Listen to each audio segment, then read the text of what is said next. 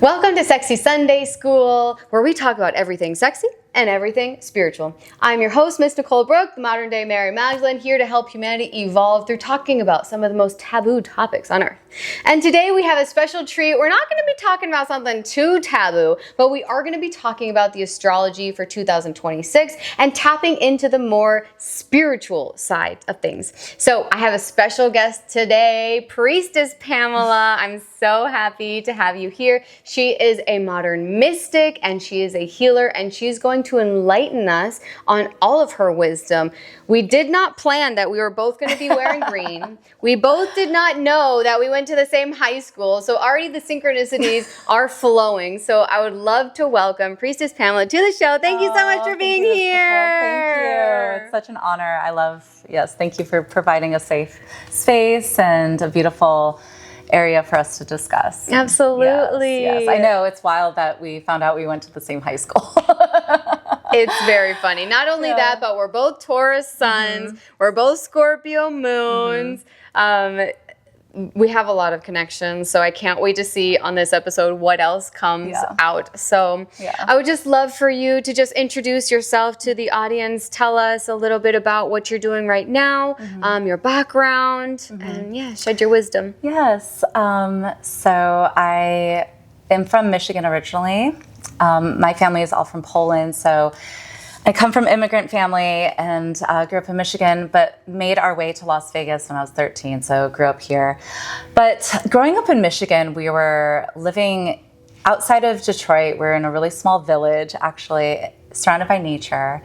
And I was just always into mysticism. I didn't know what that was, though. Very intuitive. And I think growing up in nature, you have that natural inclination to just have that connection to divine energy.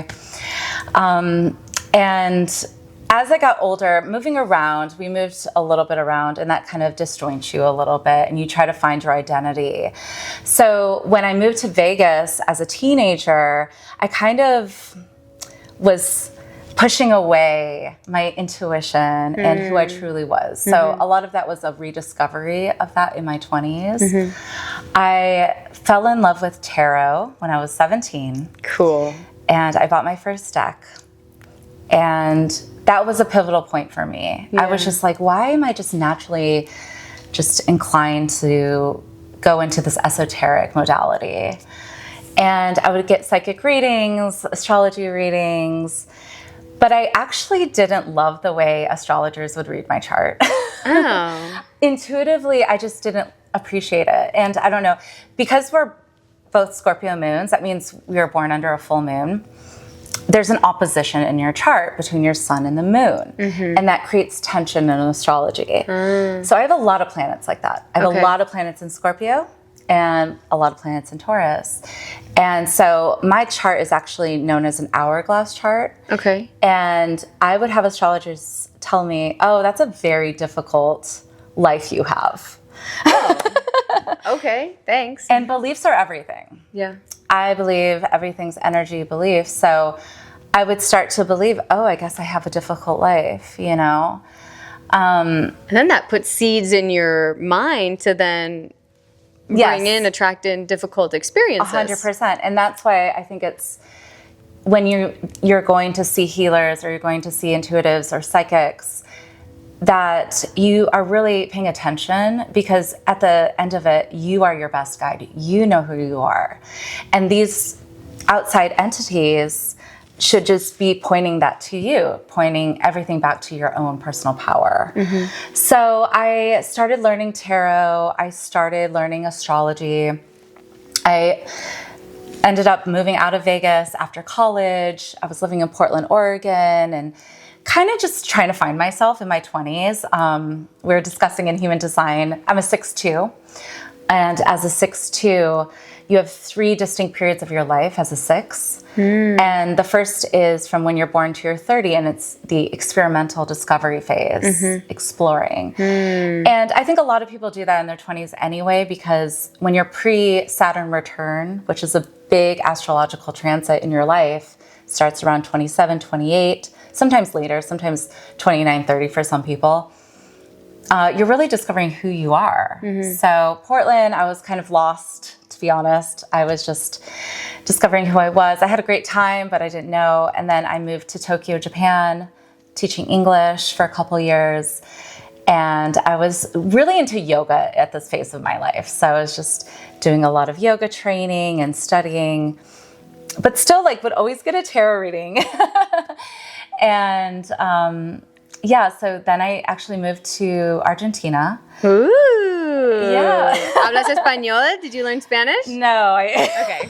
language is not my thing. Okay.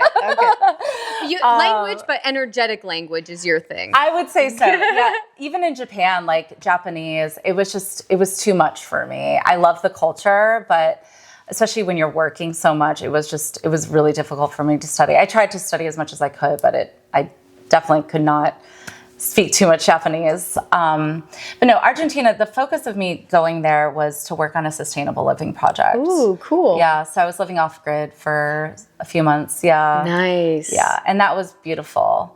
Again, just like connecting. I was studying Ashtanga yoga at this time, meditation. And then I found myself back in Las Vegas. And really just because I ran out of money. And my family lives here. So I was like, okay, I'll just stay with my parents and figure it out. Yeah. And then at that point, me and my sister was younger, she had come back from college, and we had the idea to open a cocktail bar together. Okay. So we did that. So for 13 years of my life, I was dedicated to that. Oh. Yes. But during that whole time, I got my yoga teacher training. I got my Reiki master certification as well. So I've been a Reiki master for over a decade, and studying tarot, studying the astrology, just always learning. I went to India for a month. I studied Kriya Yoga, which is a very specific kind of meditation. Okay. Where you're meditating every day. Like there's a sequence of the meditation for like 2.5 hours every day. And so I've always been discovering, even though I had this cocktail bar. And even at the cocktail bar, I was like doing Reiki, like during COVID. I was like, it's very interesting because those are two opposing energies there, like nightlife and alcohol, and then mysticism and tarot. So, I mean, the kind of bar we opened, it's called Velveteen Rabbit. It's in the downtown arts district. We changed the trajectory of that neighborhood, and we were always different. We were always wanting to do something more conscious. And my sister's also very spiritual. Like we would always like infuse. They actually just had a tarot menu. Oh, yeah. What was on that menu? So each drink was focused on a different major arcana. Oh, cool. Yeah. So that's nice. So my sister took over the business 2 years ago because I wanted to go full time into my spiritual work. Yeah. Because it's just when you have a calling and a purpose, you have to do it. Full body goosebumps. Yes. Yep. Yeah. So that's me in a nutshell. And then for the last 2 years, going full time into my spiritual work, like I said, I was even with running my bar business, I was always doing things on the side. I was always doing Reiki. And I'm one of those people that will introduce people to things. So like no one had done Reiki in my life until I came in and I was like, okay, let's do Reiki.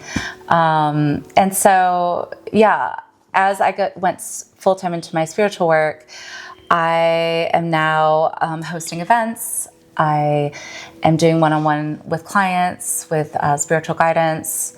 And yeah, it's been incredible and very fulfilling. Yeah, I was looking on your website about the events with like the pop-up tent and like the ceremony. Can you tell me a little bit more about that? Yes, so it's called the Venus Rose Coven Experience. Okay. It's focused on divine femininity. Yep. And because we're both ruled by Venus, because we're Taurus, Venus has always been a pivotal energy in my life. I love clothing. I love luxury. I love just the magic that femininity brings. And yes, and rose is the highest frequency flower out of all flowers. So I love bringing those two aspects together. And yes, I have the Lotus Bell tent. And the last time I used it was for a wedding reception. Cool. And, I decorate it in this pink chiffon and beautiful candles. And yeah, we do some smudging. We'll do a sound bath. Actually, I have my sound bowl that I'll do a sound frequency for all the participants, read tarot, do some energy healing. So yeah. That's really cool. Thank you. That's really cool. Yeah, I'm super excited to learn more about that and to actually experience it for myself. I would love to experience your magic. Absolutely. Please, yes. So you want to talk about the 2026. So for me, we're still shedding. We're still in the year of the snake right now until around February 17th. That's when the year of the horse comes in. I know I'm still getting rid of 2025's energy. What do you see that is significant with this year of 2026? So yes, it's so interesting how things just are layered upon each other, like different modalities, because the Gregorian calendar, 2025 was a 9-year. Yeah. And 2026 is a 1-year, which is a new beginning. Yes. Okay. And then yes, Chinese zodiac, which I'm not like an expert on that at all, but yes, going from the year of the snake to the year of the horse is going to be very different. And astrologically, we are still in those ending phases. So it's so interesting how it all lines up, because we have Neptune and Saturn at the end degrees of Pisces, which is really the endings that we need to release. And then Neptune and Saturn are moving into Aries. And Aries is the first zodiac sign. The leader. Yes, yes. That's where my ascendant is. Yes. Initiation, leadership, new beginnings. It's fire. So it's going to be a very different energy astrologically. Neptune's moving into Aries on January 26th. And then Saturn will be moving into Aries on February 16th. So right around the Chinese New Year or the Lunar New Year. And would you say so that for those who are still learning about astrology or those who aren't familiar with it, just that alone, knowing that we're moving into like the Aries energy, is that kind of like a calling for everyone? Doesn't depend on where their astrological chart is, but calling for everyone to step up as a leader in their lives, in their communities, 100%. in their communication. Yeah? Yeah, absolutely. Okay. It's a collective energy. Yeah. So this is why I love astrology, because there's the collective energies, like we know, okay, collectively these planets are moving into these zodiacs, so it's going to affect everyone on the planet, on planet Earth. But then you can see how it's individually affecting you by going into your own astrological birth chart, which is your cosmic blueprint to go through life. But yes, beautifully said, because of that Aries leadership. Yes, we are being called to really step up in a new way and stop delaying. Right? Like, I mean, we are going into the horse. The horse wants to run free, and the snake is, it can be a little sneaky and fast, but like it goes slower than a horse for sure. So interesting. No delays. Like, come on, power, go. Yes. Okay. Basically, 2026, the elements are fire and air. Yes. Spreading like a wildfire. Okay. And so for this, I'm so sorry. You're good. My feet are getting a little numb. I have feet issues. But yeah, it's all about what are we ending? And Pisces energy, every zodiac has a spectrum. So Pisces and let me just give a little background on Neptune and Saturn and why it's so important. So 2025, we have 3 of our outer planets moving into new zodiac signs for the first time within months of each other. And that doesn't happen. It hasn't happened like in hundreds of years.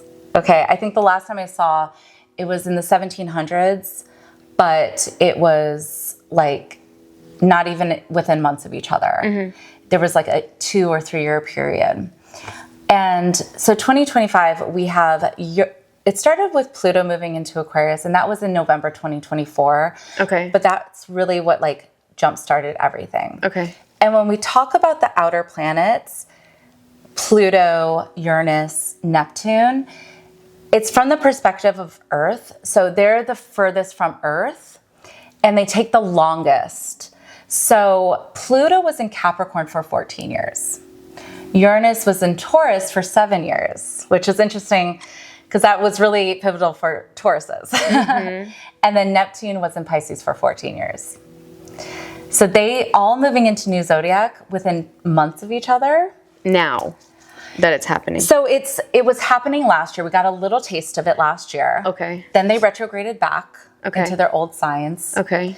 And now they're all finally moving into their new zodiacs. So that's why, okay, we got a bit of a preview in 2025, but now in 2026, it's like, nope, off to the races. Literally, you're the horse.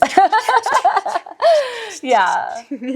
Yeah. So it's a pivotal time to be alive, and it's an honor and a privilege to be alive right now. And it's really important to focus on your own energy and what you're ingesting and what your focus is. If you expel all of your energy out into the world and you're like, well, it doesn't look like it's the best time to be alive. Look at all this like messiness happening. That's going to delay, and it's kind of a self-sabotage, honestly. Are you familiar with the prophetic timeline split, the 3D and the 5D worlds? Go ahead and I maybe. So that's kind of where I had my expertise when I started walking with Christ. I read the Revelation in the Bible. So I didn't have any religious things growing up. Like I was a girl of the stars with Orion. That was my kind of guidance. And I was very intuitive, psychically activated, like from a young age. But I'd never had like religion. I always wanted to have religion. I wanted to have a place where like I can be my faithful self, like that's just who I am. And I started walking with Christ, and I asked the universe, like, God, who are you and who is Jesus? I need to know what this is about. In January of 2022 or 23, I can't remember right now. But I started to get prophetic visions and downloads. When I would read scripture, I would get like a magnetic lightning bolt of like, this is true, this is not true. This is true, this is not true. Okay, now go read this scripture over here. Now go read this revelation over there. And so I started to piece together information from a lot of different sources and cosmic knowledge as well, from like channeled from our extraterrestrial friends as well, about the cosmic shift, the human reset. The same thing that happened during the time of Atlantis when like humanity was like, okay, we're done. Like, time to start over. And it's prophesied that this would be happening. The second coming of Christ is happening around this time as well. And so the 3D timeline of our earthly kind of reality that's ruled by fear, that's ruled by the deep state is what's happening right now, like that we've always been on. But the Revelation talks about the end times as being full of war. If we take a look out right now, there's a lot of war going on. So a lot of people are saying this is prophecy, and I would agree with that. But then there's also the 5D timeline. So 5D is more of Christ consciousness. It is unity. It's love. And there's going to be a point where there's going to be a split. And so in my findings and in my visions, what I have received, if it doesn't resonate with you, don't take it, but this is my truth, is that there will be the rapture when it'll happen in different stages. The ones who are closest with Christ will go see the Heavenly Father, see Jesus, see all of our spirit family, and kind of have a collective rebirth into our astral bodies on the 5D, and we'll get to see the kingdom. And then when we wake up the next morning on this physical plane, all of us are going to be like, oh my God, what just happened last night? Was that just a dream? And that's when some shifts are going to start taking place. And that's when the timelines are going to start splitting, because people are going to have a shift in their realities, because it's like, no, what I saw up there was real. But people who didn't go up there because they're not close to Christ are going to say, no, that didn't happen. What are you talking about?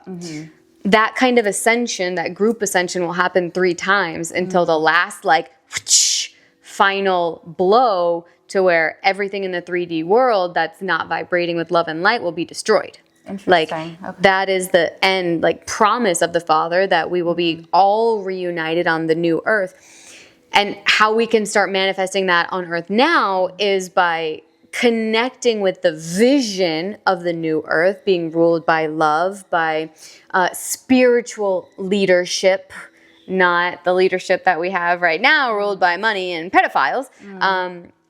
That we can start to move forward. And what I believe to be true and how we can actually shift into this new earth is disconnecting from the 3D world completely, not following their laws, coming together in a new world order, the spiritual leaders who are the ones who are fully channels for God, Goddess, and start getting on a different wavelength of even history and like rewriting history so that next generations, when they read the history books, there's going to be women in there. There's going to be the goddesses in there, the feminine face of God, Sophia, everything. And so moving away from that and moving into this. So I was getting some, downloads of Nicole, like the war that they say in the end of Revelation, like it's happening in the moment that it gets nuclear. Is when our extraterrestrial friends can actually start taking us away from the planet. Like that's kind of the ultimate kind of mission, is like we're moving away from that. So and the ideal world, Jesus comes back now, and like in 2006 it can happen.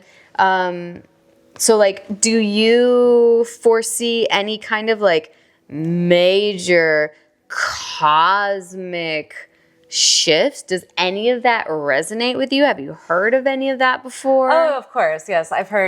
There's so many theories out there on what's happening right now. If you don't have a conspiracy theorist friend, you should go get one now.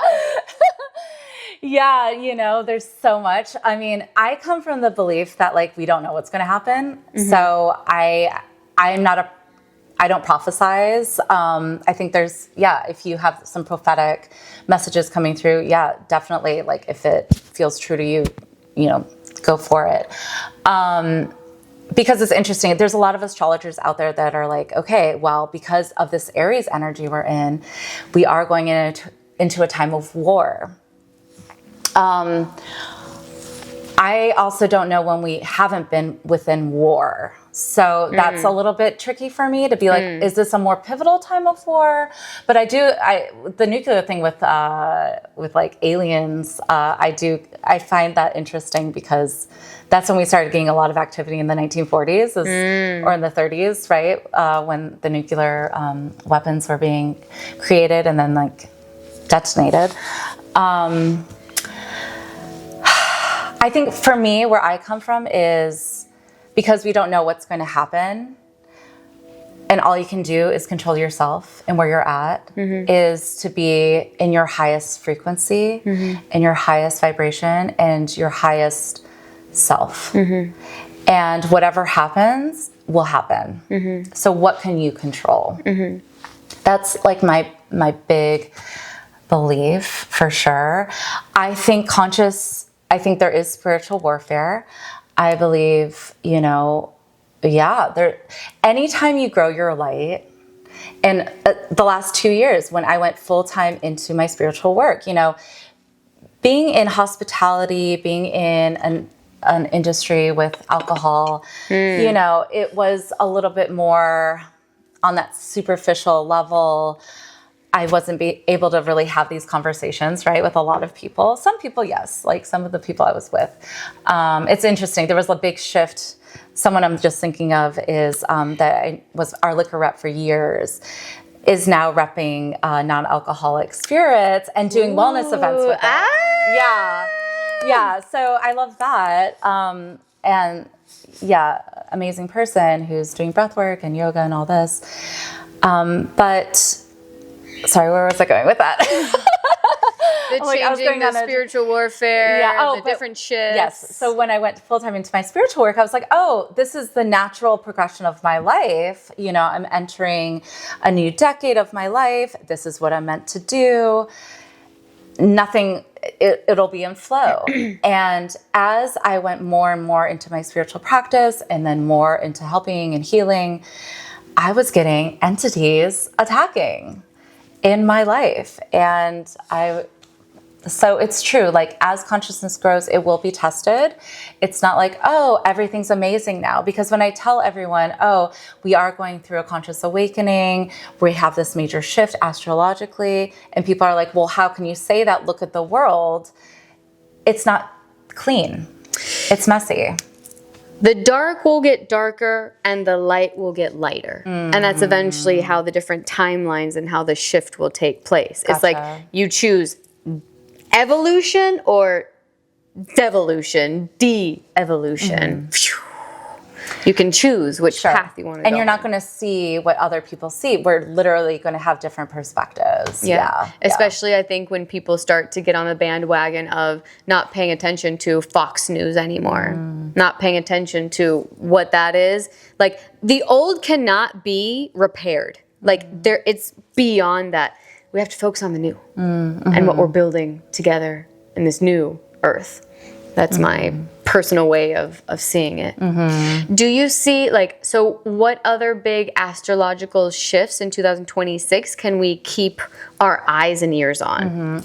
Yeah, so the biggest one is Neptune and Saturn, and those are happening now at the beginning of the year. Okay. We're starting out strong. Yes. Okay. With Aries. And like, you can't pretend anymore. You have to like really be who you are meant to be in this lifetime. And Neptune and Saturn are going to be traveling together for a while. Most of this year, Neptune and Saturn are going to be together because they move at different speeds. So Saturn moves much faster than Neptune. But they'll be together, conjunct, as we say in astrology. And then we have eclipse season coming up in February. And what's really unique astrologically in 2026 is each eclipse we're having is going to be in a different element. So each element will be represented throughout the eclipses. So we have that happening in February. Is it around the year of the horse, like the Chinese New Year? Yeah. So that really is February. Like astrologically, like closing, not only closing the chapter, closing the whole goddamn book. Yeah. Like not even going to be there. Okay. Yes. So that's the first eclipse season is in conjunction with the year of the horse. Yeah. Because the Chinese zodiac changes with the lunar cycles. Okay. Yeah. And then the astrological new year starts with Aries season with the spring equinox. So the next one would be Uranus entering Gemini. So as Tauruses, it's so interesting. I use the example of COVID because this is the perfect example of Pluto in Capricorn and Uranus in Taurus overlapping each other, and COVID happened. So Pluto and Uranus are the planets that represent transformation.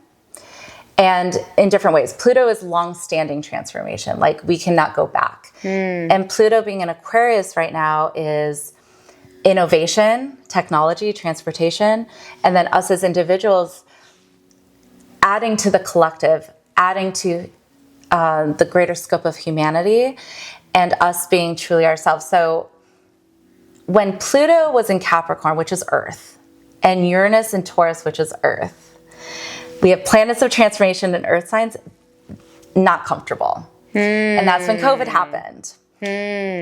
Totally transforming how we work, how we connect, our money, inflation, actually how we make money. Like I use also the example of influencers. Okay. Like no one was influencing like even 7 years ago. I mean, that's like a new phenomenon. It's very normal now, but that's a new way of people making money and also transferring money. Like there's so many mechanisms, obviously crypto and these digital currencies. So Uranus and Taurus was a lot of with the money, with inflation. So a lot of astrologers during this time, because it's at the very end of Taurus, it moves into Gemini at the end of April. They were like, oh, there's going to be massive, issues with money. There can be a recession. And some people are saying we're in a recession. I'm not quite sure, actually, if that's happening. But it's more about now is the time from now until the end of April to get really clear with your money and what you're spending your money on and how it's benefiting you. So for me personally, as a Taurus, the last 7 years have been really wild. I've had huge fluctuations in money. I've had huge change in my life. And it's so interesting because the last few years, sorry, I look off into that. No, I'm always looking at the camera to make sure it's still recording. We're still good. Okay, we're rolling. No, I realize when I talk, I like talking to like no, you zone out. It's all good. It's all good. I'm not judging at all. But I've just been like, I've gotten rid of like so many of my things, selling things. It's less of the attention on matter and the things, my possessions. And now I'm getting really like clear with like, okay, if I'm spending money, like being so intentional about it. And so now's the time to do that until the end of April. Like get really clear with your money, how you're spending your money, what you're putting your attention into, what things are in your life. And then when Uranus moves into Gemini, we got a preview of this last year. So it moved into Gemini in July last year. Okay. And that's really going to spark your intuition and telepathy. It's going to be a major thing. So I'm talking about telepathy all the time because that's going to be our norm. I just got, like goosebumps as well. Yeah, because I mean, becoming superhuman, like when we are in our astral bodies, we don't need language. We can just understand already. So in human evolution, of course, that's going to be awakening. And so I'm telling everyone, this is like one of my main messages. Clear the channel. Yeah. Because this is not yes, it's superhuman, but we all have access to it. Yeah. So, and I think we all have our own powers that are maybe more innate for us, but our intuition, everyone has access to that. So it's just like how much, it's something you have to practice and you have to allow. And like, this is all the work, a lot of the work I'm doing is working in that field of trusting your intuition and seeing it and telling the universe, like, show me that, this is true. So when Uranus entered Gemini last July, I remember it like was so strong. I would have thoughts and then like literally within 5 minutes, it would present in the material world. And I was like, all right, got you. This is happening. So that's going to be a major thing. Innovation with technology, innovation with, we're just going to see major shifts with technology. We already are. AI is normal now. It's everywhere. Even if you say you're not using AI, you are, because if you go on Google, if you go on Gmail, if you go on these, you're automatically using AI. Like you can't really get away from it. So it's like, how are you using it? And again, like there can be spiritual war with that. Are you trusting it with everything, or are you also using self-sovereignty to determine what's correct for you? Yeah. Can I ask you a quick question about tarot? Of course, yes. What would you say to perhaps dogmatic religious people who say that tarot is evil? Oh, yeah, okay. I get this a lot. I get this a lot. Tarot is a tool that I use for clarity, for self-reflection on the current energies at play. So I will occasionally I read tarot all the time for one-on-ones for sure, but even at events where people have never had a tarot reading before, wedding receptions or corporate events, I do that a lot, and I do get that. So for me, it's the current energies at play. I cannot predict your future. It will not tell you what to do. Again, it's going back to you are a sovereign being. You are your best guide, So when I do a reading for people, because it's the current energies at play now, it's showing you what you need to see. So you can make choices in your highest alignment with where you want to be going. So if you're getting, and it's funny because a lot of times my deck is kind of funny. I've had my deck since the deck I got when I was 17. I use it today. It's my favorite. Cute. I just have a relationship with it. Of course you do. It's so bent, and like people are like, why are your cards bent? I use them every day. My cards have bird poop on it, and my birds have taken literal pieces out of it. So no judgment. No, because I use them all the time, and it is kind of funny because some people are like, oh, I don't want a reading. It's evil. But they'll get a reading with me, and then they get the devil and the death card. The two scariest cards. And it's not what it means, but a lot of times my deck will play tricks on people because it's like, you want us to be evil, it's evil, evil. I will reflect to you what you are putting out there. Interesting. Yeah.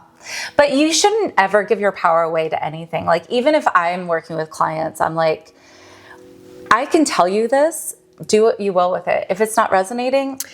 But it is really hard for people who are gullible and naive and vulnerable, because I remember I had a reading back when I was in Spain, and I was asking them, so I have had an issue with my body image, this right here that never seems to go away, or my anxious eating, my addiction to sugar. And this tarot reader said that I would be dealing with this issue for all of my life. And so it's stuck in my mind for years. Like, I'm never going to get better. It's never going to go away. I'm never going to have my dream body. And there was a certain point, maybe a couple of years down the line, where I was like, no, I cannot carry this belief inside of me anymore. But it took real conscious effort to really take it out of my mind and take that conscious effort for myself.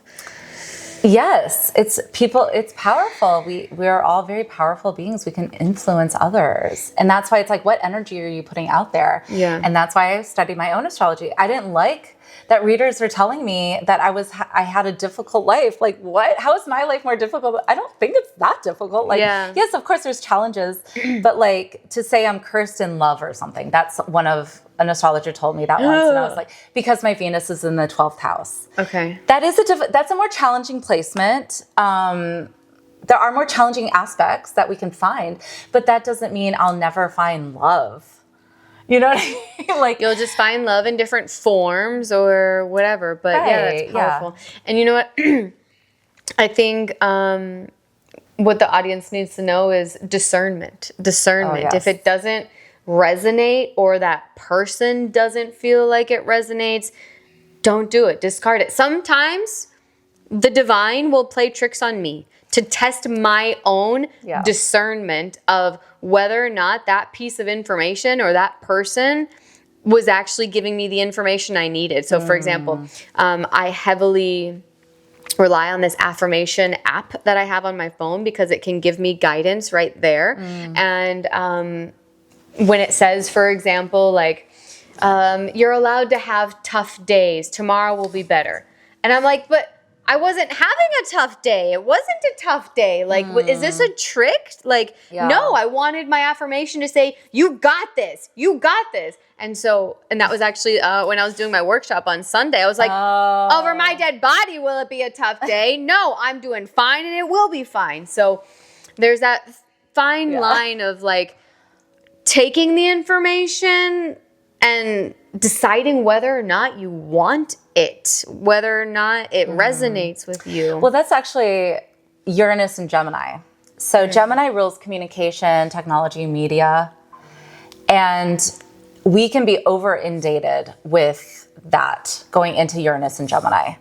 So information can travel really quickly, but also misinformation can travel really quickly. It probably goes even quicker, misinformation. Yeah, so you have to be discerning. And that's another way of trusting your intuition and trusting you as your best guide. If it doesn't feel right and someone's like telling you, yeah, but this is it, it is going to sometimes be tricky, you know? And and that's why it is important that we all, especially now, especially in the time that we are in right now, we need to learn how to be our own best guide. And that is what Mary Magdalene preaches in Gnostic Christianity, is the whole point of you having your own relationship with yourself. We all come from different parts of the universe. We all have different spirit guides and gods and goddesses that we work with. One of the dogmatic religious beliefs that drives me crazy that they manipulated in the Bible was that there's only one God.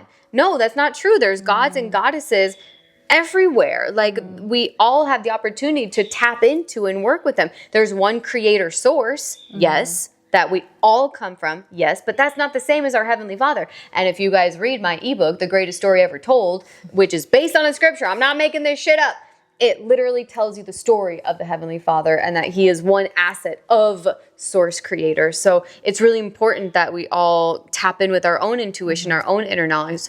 What would you tell the audience to, as a tip, a tool, a methodology that they can create their own spiritual relationship with their self and their soul? Get really quiet with yourself. I think spending time alone and really finding peace and beauty in that is so important. Because there can be a time, if you're going through a really big transition, or if you're going through a loss, or you feel lost, there is this propensity to like just keep seeking, and that's great. I think sometimes we really need outside guidance, we need outside support, information. But I think a lot of people have a hard time being quiet with themselves and just sitting in with themselves and just like quieting the mind and feeling their power. Actually, a beautiful practice I love to do from my Reiki background is you can hold your hands, your palms out, close your eyes, and get really still. And just feel the energy in your palms. And it might take a while. Sometimes you can feel it really quickly. Other people, it might take a little bit of time. Just be patient with yourself. And just feel your power. And you have so much energy. And this, you can expand it. And you are creating your life from yourself, right? You have all of this energy, this frequency, and the power that you hold within yourself, right? Can you feel? I felt it more first in my left hand, in the feminine side, and then I could slowly start to feel the flame here. Is this your dominant hand? No. Oh, well, sometimes not with writing or utensils, but when you do energy healing, we sometimes can have a dominant hand. So I'm curious, but mine is my right one. So yeah. Normally when I do energy work, like I have a background in Reiki as well. Okay, cool. I imagine this is the receiving hand, the feminine. And so I normally like receive energy through this one. And then I'll do work on myself with my right. Okay. So that's dominant for you. Yeah. Beautiful. Yeah. And to even add on that even more, if you would like to call on the help of the Egyptian gods and goddesses, one trick that I learned was actually imagining the Ankh on your palm, in your palm as well, to add in some extra support. I realize something else that we have in common. Oh, I have Horus. Look at the back of my neck. Oh, amazing. I love that. Yes. Oh my gosh, that's amazing. Yeah. Yeah. Well, thank you for that tip. I feel like a lot of people don't want to sit there in silence because they haven't yet mastered their mind. And they haven't yet mastered their emotions. They haven't yet, or they're just not happy with themselves. Their systems are over stimulated. It's hard in this world. We're so distracted constantly. We have, our little phones everywhere, and that's why energy is the most precious, because your attention, your energy is everything, and you're constantly being over-inundated with being distracted by that, or like, go here, go there, all media, like, we don't need to take in all the information we see on a daily basis. It's kind of wild, right? Yeah. And it's probably very imbalanced. Like, people are receiving a lot of information, but are they creating? Are they processing and finding ways to push that energy out into the world as well, so you're not just overstimulated by it? Right. I'm going to get this podcast up as soon as possible, because what I do want to plug in now is the meditation group that I have been a part of since the summer. They're having a Oneness Global Summit. I think it's around like the 20th to the 20th. No, I'll check on it. I'll put all the details below. But it's a 3-day event with this meditation group, this oneness movement from India. And so it'll be meeting with the gurus online and going through their different methodologies of calming the mind, of teaching how we only can be in 2 states, in a beautiful state of or a suffering state.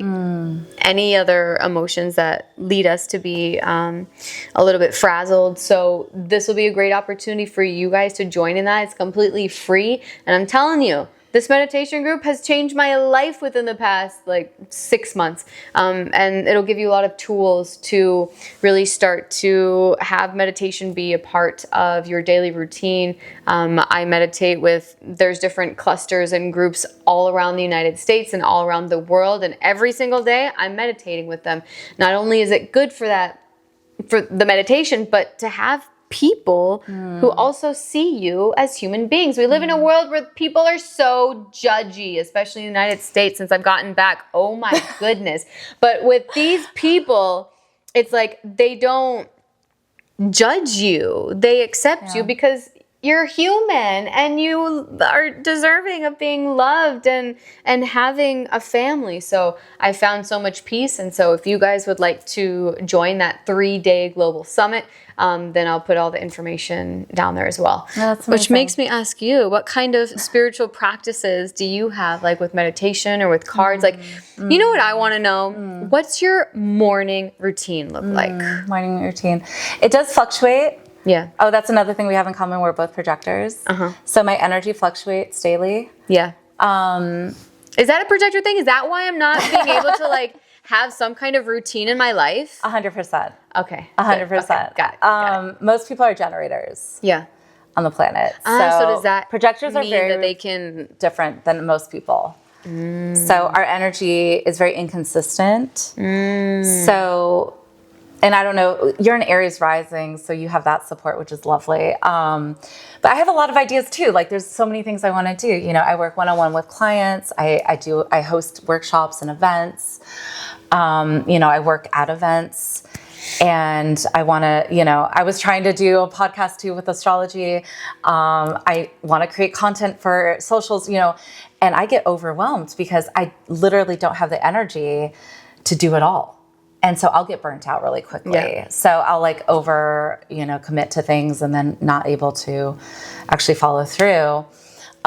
So I really sit with myself every day and I make sure I'm doing the correct thing that day and not just doing it because, you have to work out today or you have to eat a certain way today. So I really check in with myself. That's another energy. We're going into more of a projector energy going into 2026, actually. For the collective? Okay, tell us more. For the collective. Because we're really meant to discover what's right for us and not what's your spiritual practice? It has to look like you're meditating an hour every day. You have to be vegan. You have to, do this, that, tick all the boxes. Everything's changing. So it's what's correct for you? What's the correct things for you to eat? What's the correct energy for you? What feels right for you? So for me, I really check in on a day-to-day basis. I love to move my body. So I love Pilates. I love a meditation. I love, it really depends on the day. I do a lot of self-love. I love, especially on Venus Day, which is Fridays, I do a little bit extra. So love a self-massage where I'm just telling myself, you're beautiful. Thank you, arm, for being beautiful. Thank you, all the body parts. But it kind of fluctuates. It fluctuates depending on the day and it fluctuates on the season too.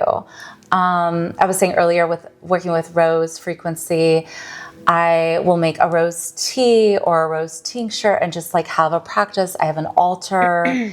I'll do an abundance practice where I literally have a stack of hundreds and I'm just money comes easily and effortlessly to me. I love abundance. I'm a Taurus. I do love money. I love money for what it brings. I'm not a slave to money, but it's no, I love the energy of it because if you're money's evil, then money will be evil for you, right? Oh my gosh, like, yeah. When you, do you pull tarot cards for yourself every day to like No. set the energy? I do not. No? And I used to. Okay. I used to do that. Again, do what's right for you. When I was studying tarot, before I was really comfortable with knowing all the meanings of the cards, that was something I did, which I recommend if you're learning tarot and you really want to learn, do a card a day. But I do something if I feel like I need it. So for me, I pull tarot when I really need some clarity. Yeah. And I don't need clarity every day. Yeah. I do love an oracle deck, though. Yes. Yes. Would you like to, for the audience members who don't know the difference, can you tell us the difference between the oracle and the tarot? Yes. So tarot is very structured. There's major arcana and minor arcana, and they go through certain life themes, very particular, and they're all elemental as well. Tarot is very in depth. There's a lot of symbology, there's numerology, there's elemental aspects. With oracle, it's very open. Yeah. So I would say tarot is more structured. Yeah. And then oracle is more open. And depending on the oracle deck you get, like I have this really beautiful rose one, actually. It's more in the divine. Rebecca Campbell's? Yes. I got that one over there. Ah. Yeah. I just got it in Sedona like a couple months ago. Oh, nice. And it's something, someone told me about that deck. Yeah. And I didn't know about it. And a year later, I found it at a shop in Sedona. I was like, oh. So I've been using that a lot. And it's more of a message I need to receive. Yeah. And usually for oracle, I just pick one. What do you do? So I am fully in my divine mission as well right now. And I will pull cards every day. Yeah. So should I go get them? Yeah. Should I go get them? You Okay. should. I'll show you guys my favorite ones. Yes. I love it. Yeah, why not? This tea is so good, by the way. Good. I'm glad you like Delicious. Ooh. Yeah, wow, look so at you. This is going to be the one that I use for my initiations during my Christ awakening. This one got me through it all. It has like really hardcore initiations. This one I use on a daily basis because it gives me advice here and then now, like something that I can do right now. It's like action. Yeah. I'm starting to learn with the biblical tarot. So I don't know if you've seen this one before. No, I haven't seen any of these. And this one is my new one that I am obsessed with. The Shaman's Dream Oracle. Wow. So ooh. I'll show you after the show is over. I'll show you all the ones that I have. But incredible. yeah, so did you get these at just different stages in your life, or did they find you, or were you looking? So right during my Mary Magdalene awakening, I knew that I was ready for a deck, and it was this one that called me. You see my bird pooping, everything. You know, it's all good. But this one got me through the darkest of nights, and it really helped. They're literally initiations, spiritual initiation points. Can I open it, or should I wait? Yeah, sure.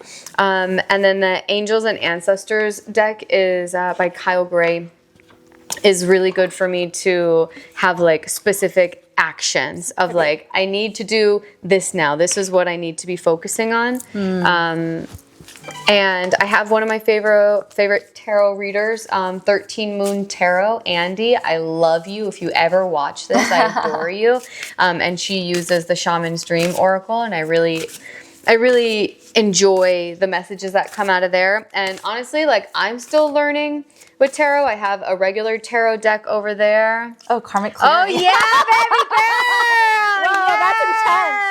that's intense. That's intense. Yeah. She got a karmic clearing. Wow. This is a lot. Wow. That's a big one, huh? It is a big one. 5. It is a big one. Interesting. Like literally. And I always believe that like when you're together with someone, it goes for both of us. So like you and I are both entering into a new chapter. And so karmic clearing, for those who would like some more information about it, is like literally like you're at a point where your good and bad karma are equal. Like everything is past and you're moving forward in a place where you don't have to carry the baggage anymore. And so for me, this podcast with you right now is very significant because it is a new chapter, a new unfolding with the podcast, with new people, a new career, like taking speaking and content creation on a whole nother level. I love that. Yeah. And it's also in alignment with the astrology. Because when we're at the end degrees of Pisces, it is a lot of karmic clearing. Yeah. And ending, releasing what no longer serves us. Yeah. And I love that. Wow. Yeah. Incredible. Yeah. So, I can, if you guys, audience wants to know all the other decks that I have, I can definitely give you guys some pictures about that. But is there anything else in the 2026 astrology that we should be aware of that you didn't touch upon yet that we can talk about? Okay, well, I always love talking about Jupiter. Okay. Because Jupiter is our planet. It's the biggest planet in the solar system, and it represents in astrology abundance, expansion, blessings, luck. So it spends about 1 year in each zodiac. Okay. So it's been in Cancer since last June, and it'll be there until the end of June this year. Jupiter and Cancer. Jupiter and Cancer. Okay. And that's a lot of like trusting our intuition. And you can see if you pull up your own birth chart, which I love astro.com. It's a free website. Astro.com. Yes, Astro. Okay. ASTRO.com. Okay. You can populate your birth chart and you can see with the current transits where Jupiter is going in your chart. You can see which house, and that's where it's going to have extra luck, blessings, abundance, and expansion for you. So it's in Cancer. It'll be moving into Leo at the end of June, going into July. It's like the last day of June. Yes. So this is if you have Leo placements, but even if you don't, you just want to see where that's transiting through in your birth chart. And it's all about being seen. And it's about being who we are, having fun and play. But it's really being seen for who we are. So we have a lot of this energy. Again, Leo is fire. So that's another planet in fire, along with Neptune and Saturn in Aries. And it's really just showing up for who you want to be and not being afraid. Like we're done playing small. Yeah. And this is a time of quantum leaping. Yes, ma'am. So, okay, Uranus and Gemini, air. Pluto and Aquarius, air. Neptune and Saturn in Aries, fire. Jupiter and Leo, fire. So this is fast moving. So anytime, fire and air, like the air will make the fire bigger, right? And so we can really we can go up 10 levels overnight if we want to. But you have to make an agreement with yourself to be who you are truly, authentically, authentic alignment, taking authentic aligned actions, and having a vision for your life and going for it. All about being authentically you. Absolutely. And that starts with you finding yourself. So this is your divine sign to really go within and start to figure out who you are. So, Priestess Pamela, is there anything else in the astrology that we need to know about for 2026? Well, I think it's important to note that these aspects I'm discussing, Pluto in Aquarius, Neptune in Aries, Uranus in Gemini, these are our 3 outer planets, and they're going to be in these zodiacs for a long time. And a lot of people are referring to this era as the age of Aquarius.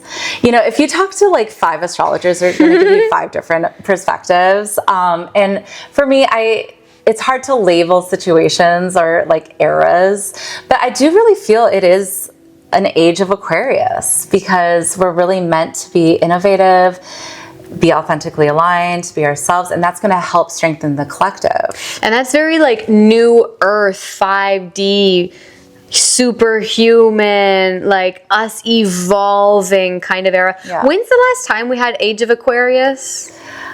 I'm not sure. I don't know if it existed or the lovemaking 70s. Was that Age of Aquarius? Some people think it began that time, but it's a period. It's an era. It's a long period of time. It's not just for a few years. So that's why there's so much back and forth. You'll get different opinions on it.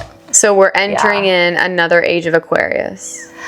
Or the first Age of Aquarius. So it's hard to say. Okay. I know that song was popular.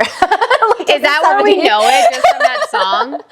I think so. I mean, who knows? Maybe it started then and it's now. I don't like to be like, this is exactly what, I'm not definitive with things. For me, it's like, okay, it feels very Aquarius right now. I'm telling all the Aquariuses out there. So if you are an Aquarius or you have a lot of Aquarius placements, this is going to be a strong period of time for you because you're really meant to show us the way. And I say that to Aquarians and they're like, no, that's so much pressure. I'm like, no. Just you be you. Yeah. And it gives everyone else permission to be themselves as well. Not that we should be doing what you're doing. No, everyone should be finding their own path and their own frequency. So it's 19 years. That's a big deal. And that's also going into, with the 5D, it's less of this focus on the material plane, on the physical matter. And that's another thing with telepathy and intuition. These are things that we cannot see, but you experience, and they're very powerful, like frequencies. And with my sound bowl, this is my newest addition. I use this with my Reiki healing. So pretty. But sound is a high frequency, right? And it has a higher frequency than like this dense table, for example. But everything's within a frequency, right? So when we do a healing, with Reiki, because that's another thing, is like, I'm not actually healing you. I'm the conduit for universal life energy, right? So through the hands, because our hands are so powerful as humans, we create with our hands, they're tools. And when we were doing that exercise earlier, you can feel the energy that we have within us, right? But when I do a Reiki healing session on someone, my hands are the conduit of universal life energy, and I put it so it creates healing throughout the body where it needs to go. And then I'll end with this. And this is I think they refer to it as a practitioner singing bowl because I can hold it over your body. Cool. Yeah. And that's why I have this one. I love sound baths. Sound baths I'm very blessed to have multiple friends that are sound bath practitioners. And so I go to many sound baths.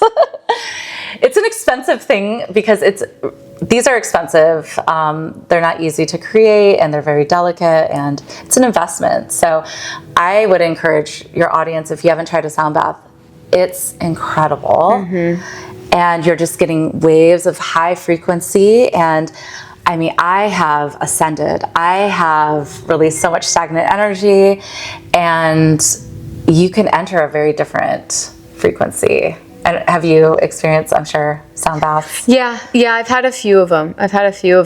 Not as extensive as you, but now that we're friends, I'm going to go with you to some of them. Yeah, no, I'm going to invite you. There's this women's event.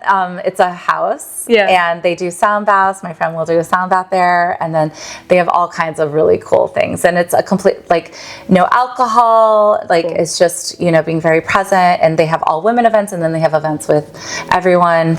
But yeah, that's why mine has a handle. Can we hear it? Yes. And I got this in Sedona more recently.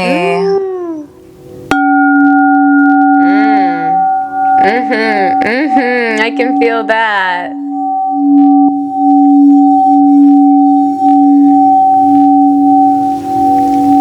Yeah, just like it cuts through the noise in your mind too, huh? And when I do this, where's the focus of your energy? Where are you feeling that? Well, I'm not going to lie. When we started this podcast, even though I prayed us into a protective space, I got a headache. And really? so, Okay. yeah. So the first, good 45 minutes, my head was like... Really? Oh, no. You wouldn't have been able to tell. I did not tell. No. But so, yeah, that's just kind of like soothing. It could be. Maybe my hat's on too tight or something like that. It's for the higher frequency chakras. So it is. Yep. There for that. So amazing. Oh, your headache's gone. It's getting gone. Oh, it's getting gone. Okay. Yeah, it's feeling better. So when you have a headache, what does that usually point to for you? What were you feeling? I mean, definitely like overstimulation of the mind. Could be overthinking. Maybe could even be like protection against spiritual warfare of anything trying to come in. Yeah. But normally that my mind needs time to just rest. But that felt good. Just even feeling it for a hot second. Yeah. Okay. Good. Yeah. It's nice. That store. Oh my gosh. Have you been to Sedona? Have you spent time? Not yet. But it's not on too the far list. from here. It keeps on calling me. How many hours driving? 4. Okay, not too bad. A little, maybe more, a little bit more than 4 from Vegas. It's a vortex. Big you have to portals. be careful there too. That's another thing. Actually, when I was there, a big thing there is like aura photography, and people will like read your aura. And I've had friends that actually have that aura photography camera. It's really expensive. It's a big investment. It's a camera that takes a picture of your aura? Yeah. What? Yeah, but this is what's tricky, okay? Because your aura is constantly changing, depending on... What is your aura? So your aura is your energetic frequency. Okay. And you can measure it.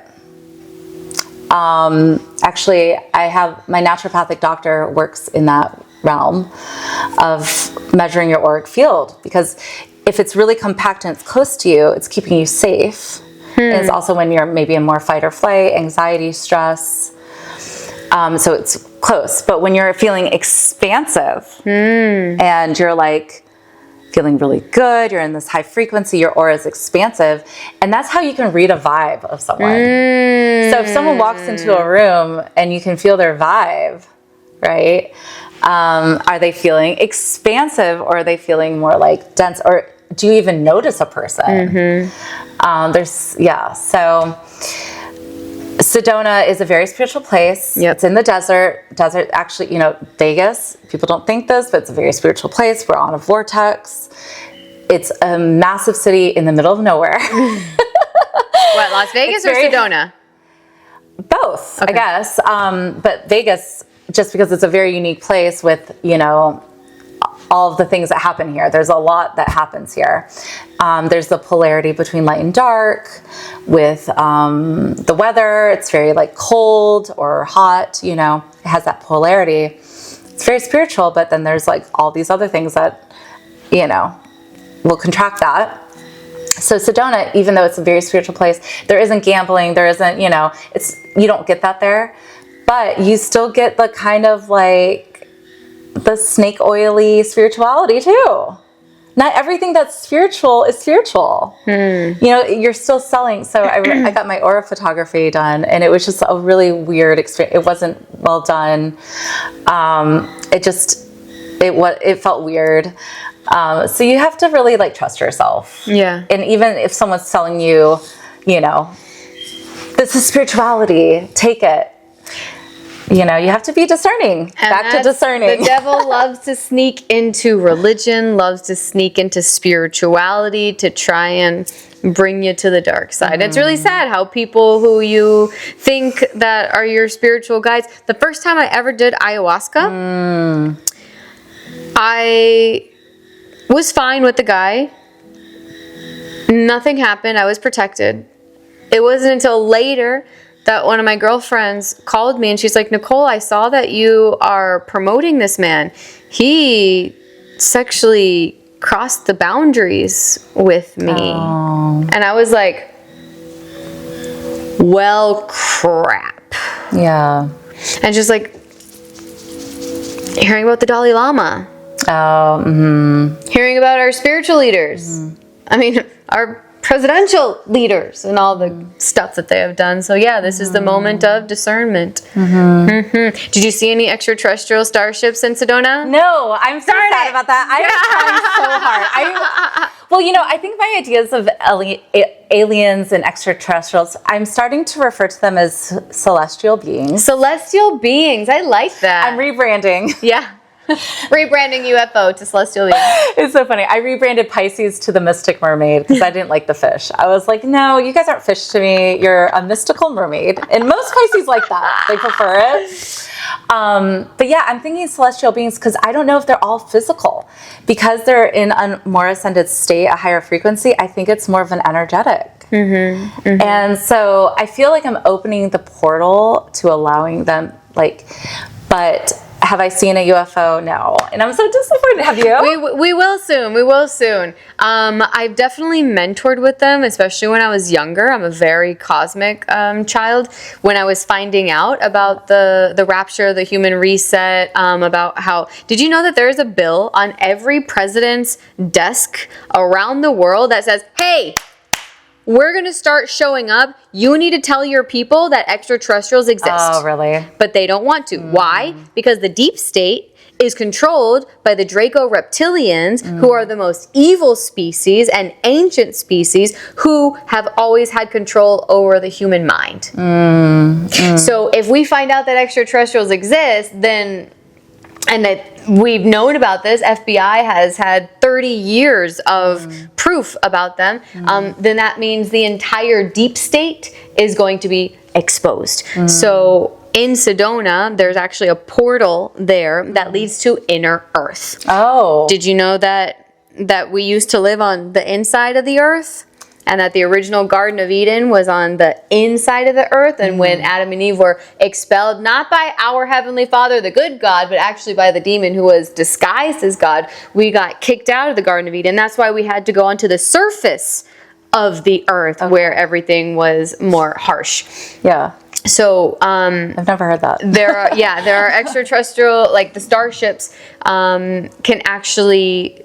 There's portals in Sedona, in that area, where they can leave and come out of inner Earth. Oh, wow. Because during the rapture, as well as prophesied, there will be the final lowdown between the Heavenly Father and Satan, and it's going to take place on the outer world. And so they're the billionaires in this world who know all of this. They have houses and things inside, tunneled into the earth, because they know that eventually it's going to get nuclear. There's going to be a nuclear war here, so they have their places over there. So there are extraterrestrial beings living inside of the earth, and that's where Zion is. That is where a lot of the prophetic cities are actually as well.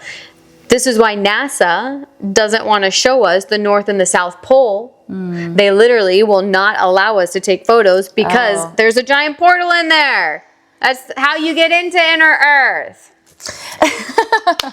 That's me. That's my beliefs from the research that I have done. But that's one of the reasons why Sedona is so important, and where I'm definitely called. Like, I know that I'll go there by the end of the year for sure, some point, to get over there. But yeah, it has to be energetically high, because that's where that's where it is.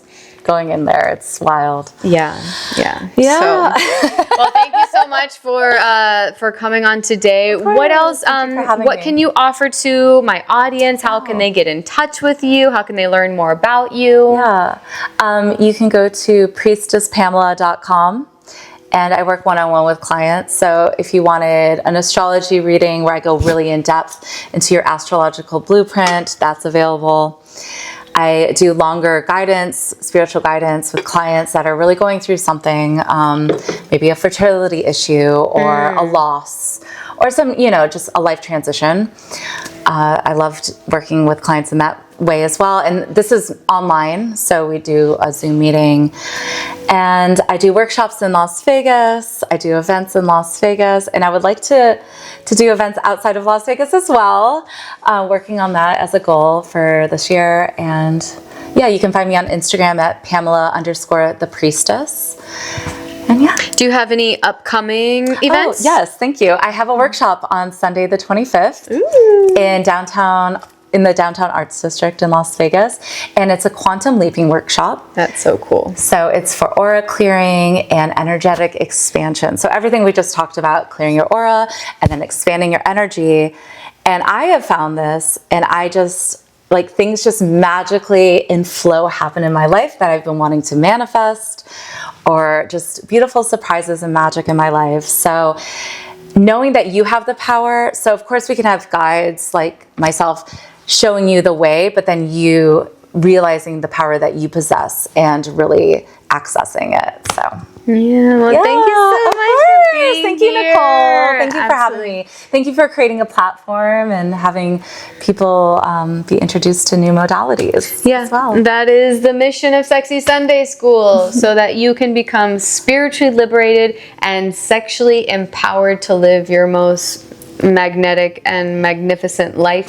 Thank you guys so much for tuning in. Make sure to subscribe, like, send this to a friend, give me some comments, let me know what you guys want to hear about next. Thank you for coming, and we'll see you guys soon. Bye. Bye. Cool. We did it! Thank you.